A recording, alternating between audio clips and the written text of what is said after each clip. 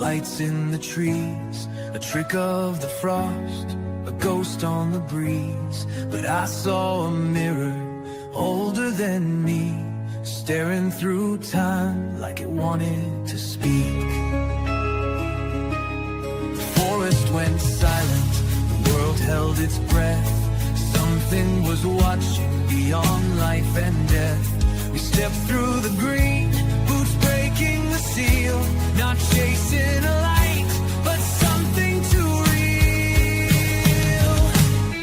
I came back with salt on my skin, my mind split wide when the storm got in. They call it a test, but I know the deal.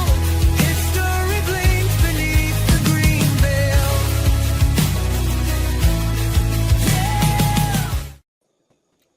And good evening, everyone, as we are here for Chapter 7, the Reclamation Code, which we will begin shortly. But first, I want to say hello to John and Christopher. How are you? Very good.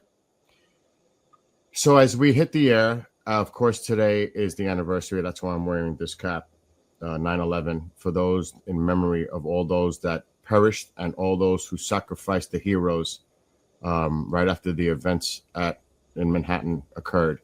So thoughts and prayers to all those that were affected. I lost a friend personally.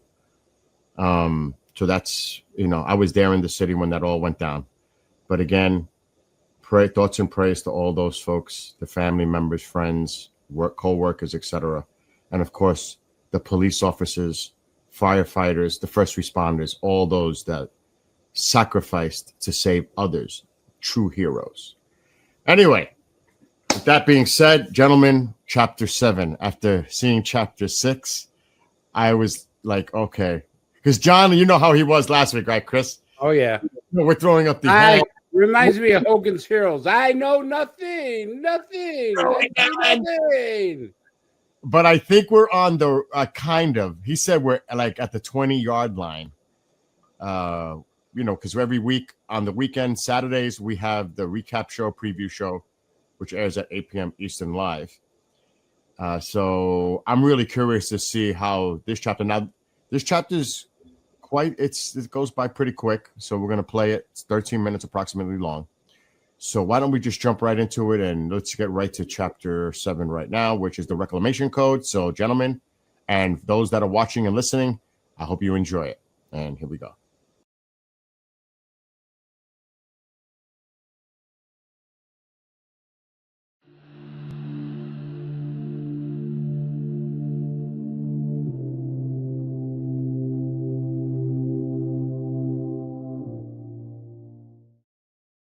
Previously, in Chapter 6, Jack Barrett and Sergeant B were drawn back into the forest under orders cloaked in secrecy. What began as a containment mission quickly unraveled into something far stranger, an encounter not only with the anomaly, but with time itself. Surveillance teams monitored from afar. The mist returned. Lights danced above Capel Green. Then Jack vanished again, into the pulse. 4 Air Force personnel witnessed it, men trained for war, not the metaphysical. And what they saw, Jack's form phasing out of sequence, the beam of light descending, time collapsing like breath pulled inward, was burned into their memories. Back at command, Captain Christopher Pike watched the readings spike. Voss tried to rationalize. Huntergreen, however, moved into position. The cover story would begin immediately. No congressional hearing, no reports filed. Just layers of silence.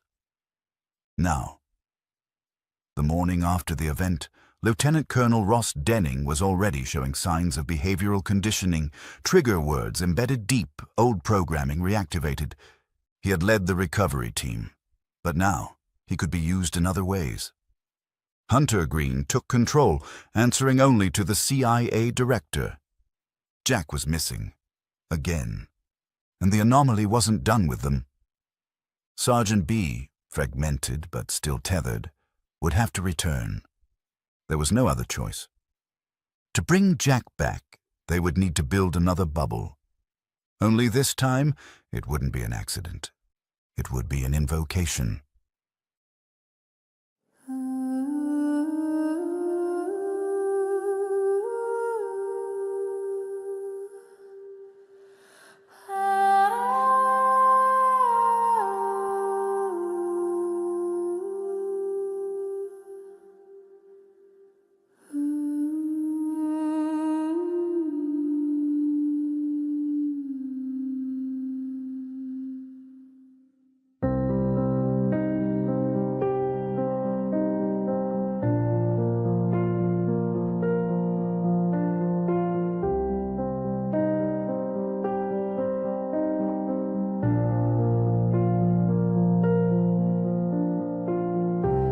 Beyond the frost, beyond the veil, we walk the edge where memories fail.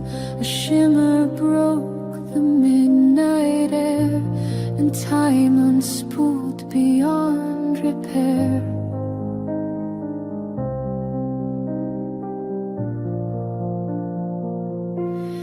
Through the rift we lost our name, carried by a light, return in flame.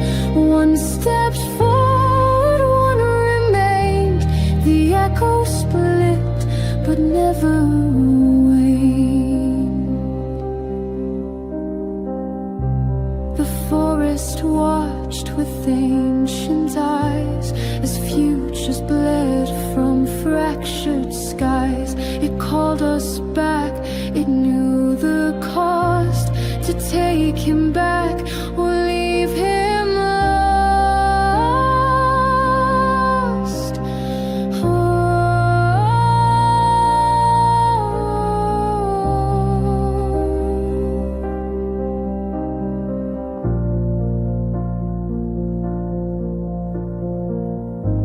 The shadow moved, the truth deceived, but something greater was conceived. In that stillness something spoke.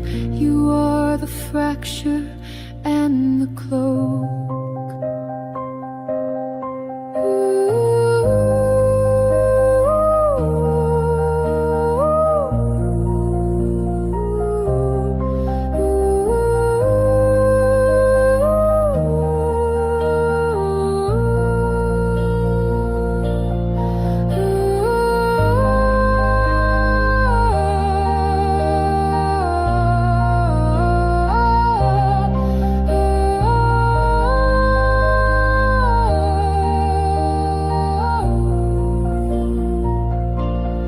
Through the rift, through veiled command, we touch the truth we'd never planned. And now the ones who dare recall stand ready for the final call.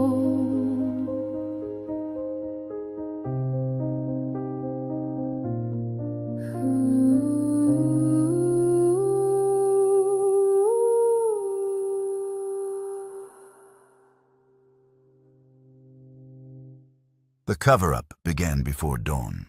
Within hours of Jack Barrett's disappearance into the second anomaly, command channels erupted in controlled chaos. The 5-man Air Force team dispatched by the wing commander consisted of Captain Devin Haynes, Technical Sergeant Luis Moreno, Senior Airman Trent Vickers, Airman First Class Neil Avery, Lieutenant Colonel Ross Denning, team lead. Each had witnessed what could only be described as a rift in the forest, a shimmering pocket where light bent, time slowed, and Jack Barrett vanished before their eyes. A white-hot pulse had expanded outward. Sergeant B had tried to pull Jack back, but it was too late. The light collapsed into itself, leaving only frost and silence. Lieutenant Colm Denning, though experienced, stood paralyzed. His eyes locked forward as if waiting for a command that never came. Later in the debriefing, he described a momentary absence of will, as if someone else was holding the strings. That someone was Christopher Huntergreen. Back at the secure wing of Martlesham Heath, Dr. Voss and Pike scrambled to draft a containment narrative, but Huntergreen took control. Denning had been compromised, his mind woven with trigger phrases embedded during earlier conditioning sessions. He was one of several Null Command operatives, pre-programmed to respond to very specific cues under high-stress phenomena. With Denning now compromised, Huntergreen assumed total operational authority. He reported only to the director. "This isn't a retrieval mission," Huntergreen said flatly. "It's containment." "But Jack's still alive in there," Pike argued. Voss stood silent, watching the signal pulse on the telemetry. "He's not just alive," he said finally. He's broadcasting. Operation Echo Re-entry. Creating a second bubble was risky. The technology had never been tested outside of controlled parameters. The first anomaly had formed naturally, perhaps with subtle provocations. But to force one open again required a full reconstruction of the harmonic sequence embedded in Jack's exposure. They used Barrett's original biosignal signature, layered against EEG patterns extracted from Sergeant B. He was closest to him when the echo burst, Voss explained. The field entangled them both. That's the key. The site was cleared. Ground resonance spikes were placed. A modified starlight scope fed directly into the temporal loop predictor. Sergeant B stood at the forest's edge, sweat already running despite the cold. He didn't understand everything, but he knew one thing. Jack had stayed for him. Now it was his turn. Inside the anomaly. When the second field stabilized, Sergeant B stepped through. The sensation was immediate, like stepping between glass and memory. Light shimmered sideways. Sound bent inward. And there he was. Jack Barrett, eyes unfocused, body crouched defensively. His breath came in sharp bursts, unaware of where or when he truly was. "Jack," Sergeant B called out. At first, no response. Then Jack turned. "You came back. Let's get out of here." Behind them, the light pulsed. The air screamed. Aftermath. The 5 team members were debriefed, memory muted, and reassigned. Official logs would show nothing, just a training exercise. Radar glitch, misidentified aerial event. But each of them knew the truth. And now, Huntergreen had control. The forest would never give them answers, only thresholds, and Jack Barrett had just crossed his second. They brought Jack back, not with ceremony, not with understanding, just light and a terrible silence. He collapsed in the clearing, eyes wide but unfocused, the frost beneath him untouched by time. The others stepped back, unsure whether they had retrieved a man or something transformed. Sergeant B stood over him, trembling. He had heard the signal again, but it wasn't a voice this time. It was music, distant, harmonic, structured like language. Inside the debriefing chamber, Voss watched Jack's vital signs return to human range. Barely. "We don't understand what we pulled out," Pike admitted. "No," Voss said quietly, "but it remembers everything." Huntergreen issued the next directive before the room cleared. Jack Barrett would never be the same. Neither would Earth, because whatever reached through that aperture wasn't done. It had simply been mapping its return. Next, in Chapter 8, Shadow Mirror, Underground Site Delta, a secure decontamination bay. Jack stands before his own reflection, but it doesn't move with him. A shadow behaving independently, a consciousness behaving collectively. The CIA launches an internal investigation as Project Mirrorlink is reactivated. Shared visions, echoes of selves. The phenomenon is stabilizing and responding. But across the sea, Soviet monitors intercept anomalous radar echoes near Capel Green. Jack is about to meet his future again, inside a structure that was never built by humans, and one message reverberates through the resonance field. You're already inside.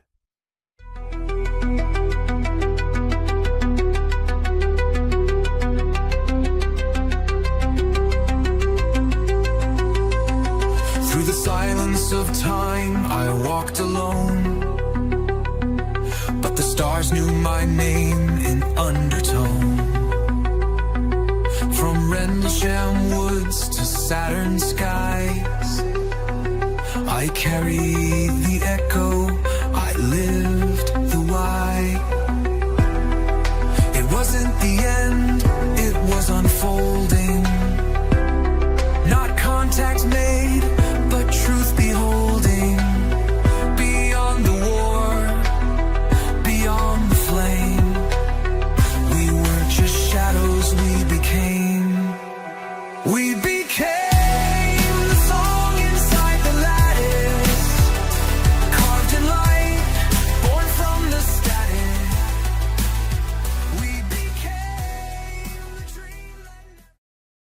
All right.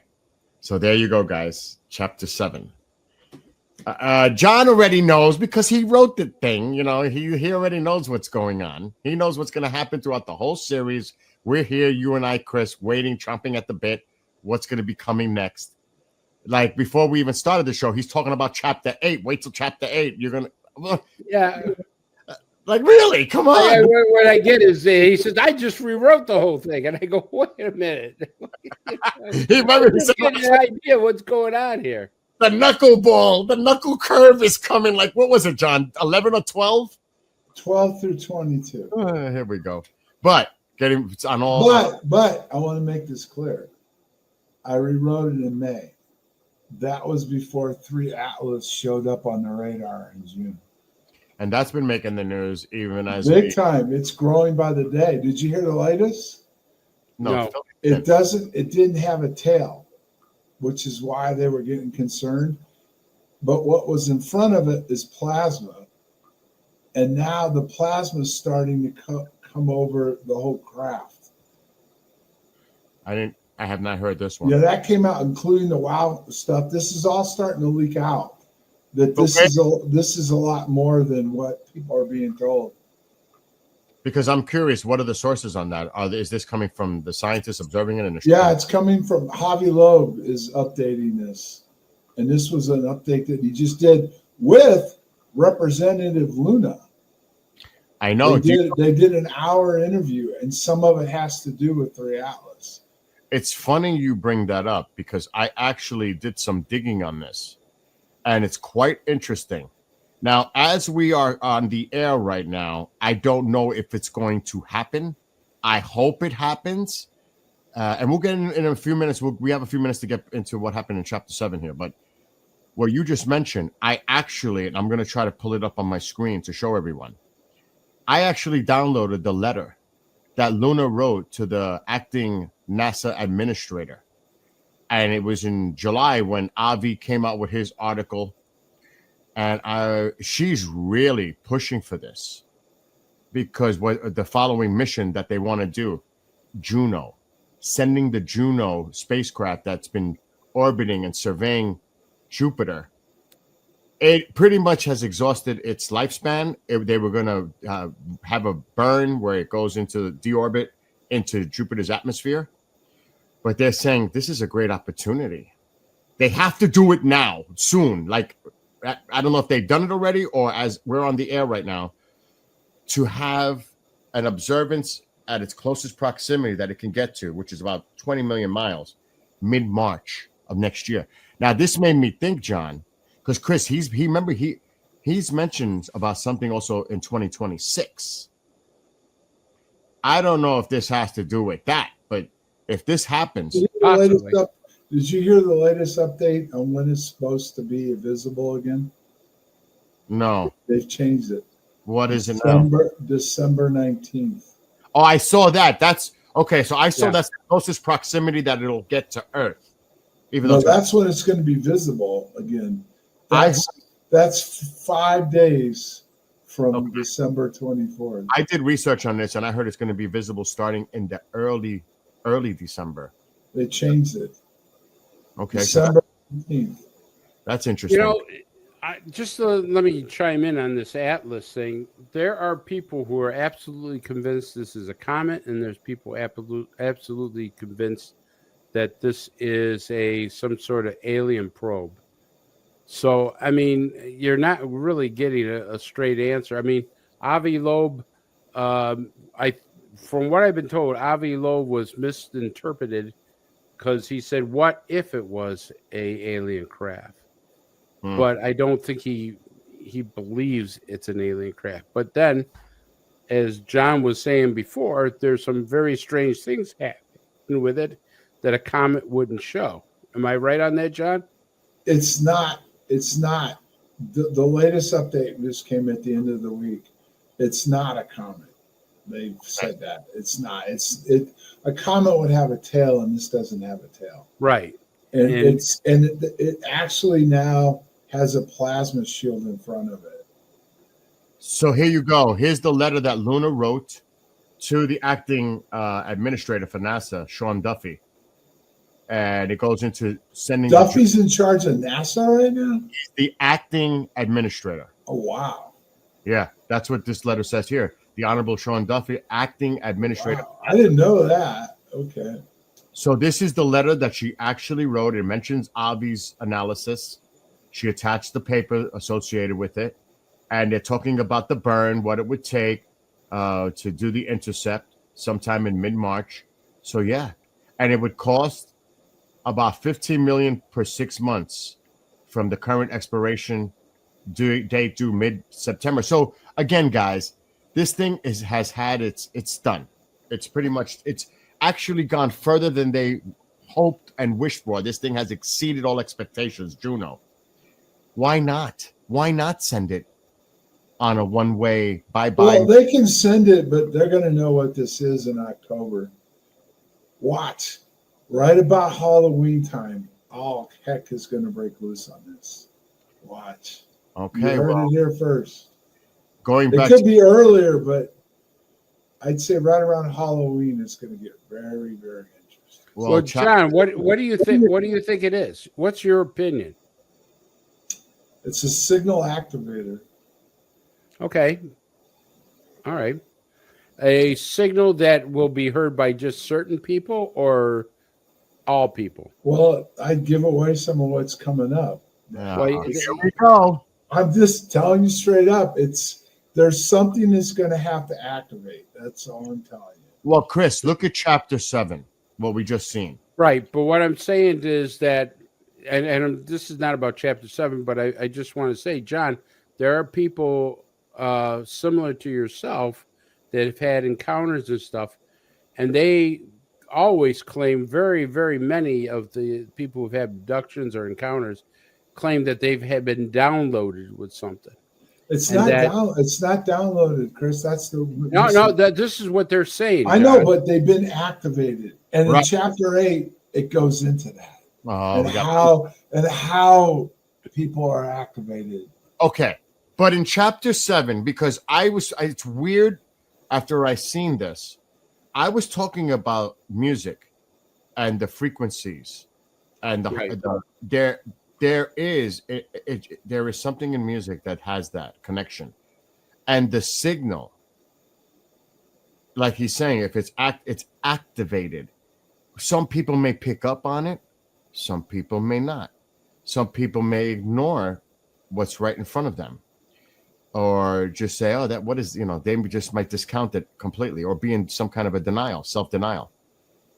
It would be really interesting if this signal, depending on how it affects each individual, if they pick up on the resonance from it. That's one. And then is it actually, like John mentioned last week, is it activating something in the DNA? It's activating that connection, and that's already in us. It's not a download. It's already part of us.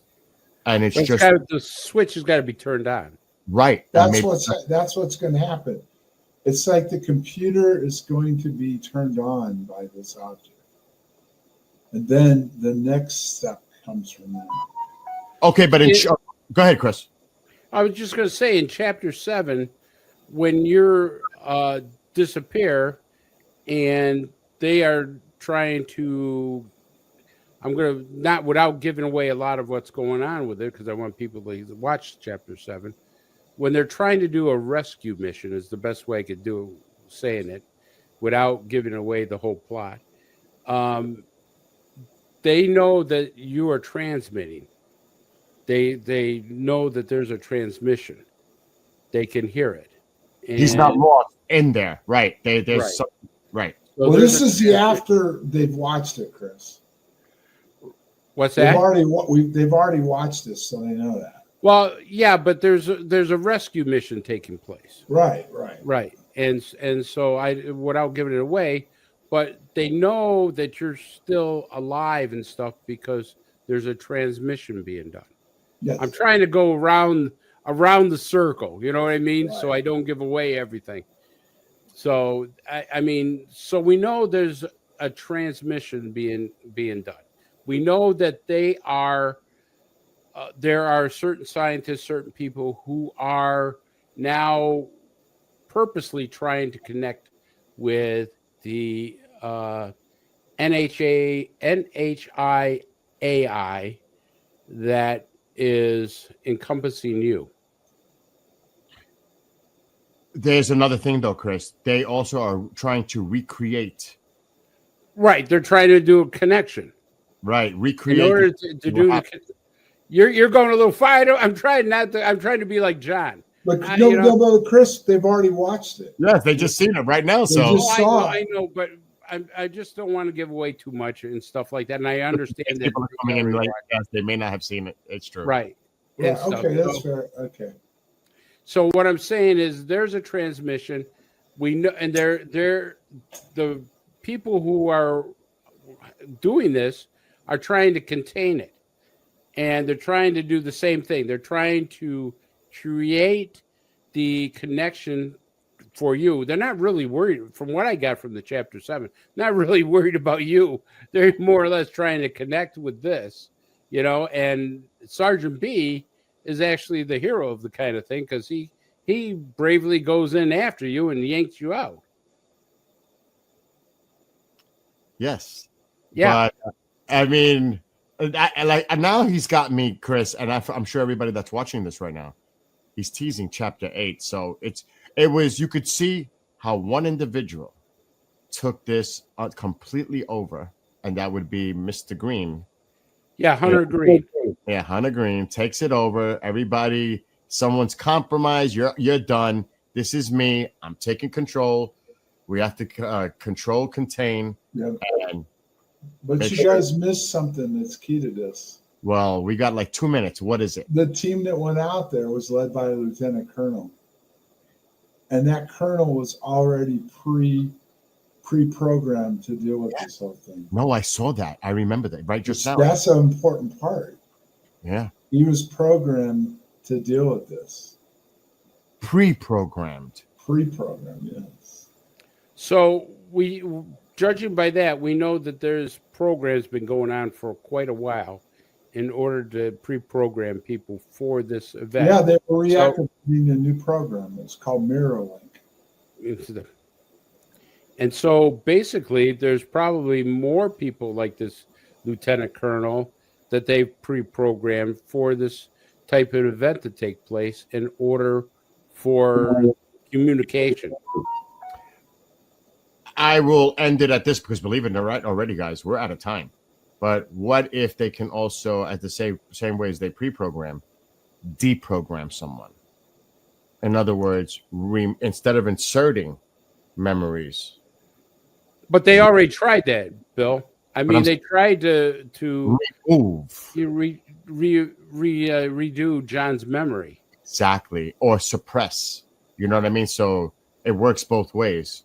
Pre-programming or maybe reprogramming someone. Well, the reprogramming is memory. Remember, there's a battle kind of going on between the people who are trying to reprogram his memory and the NHIAI that is trying to bring some of it back. John, you've been quiet on this whole thing. We need some closing thoughts before we wrap this up from you, because he's not going to give away anything, but come on, help us out here. It's good. I'm glad you guys are going this way. I hope more and more people start to put this all together or try to put this together. Hey, Chris, put up your hand. Put your hand up. I'm going to give you a high five because I think we're on the right track, dude. Oh, I think we're on the right track. Until the curveball comes. Let me just say this to the folks. Folks, really go back and watch chapter 1. Chapter 1 is actually got more information than people think. It's not just an opening to this great series, but it really tells you a lot. It kind of puts you on the path of what John is talking about, so you can kind of get ahead a little. And one other thing, there's a message hidden in this last song in this chapter. You guys both may have missed it. Yeah, I'm not gonna. In chapter 1? No, this chapter right here. This chapter here? There was a message. And in the next chapter, it's even a better message. It's inside the song. What did I tell you when I first started this, Bill? The song had the story in it. Certain part of the story that's missing in the rest of it, it's in the song.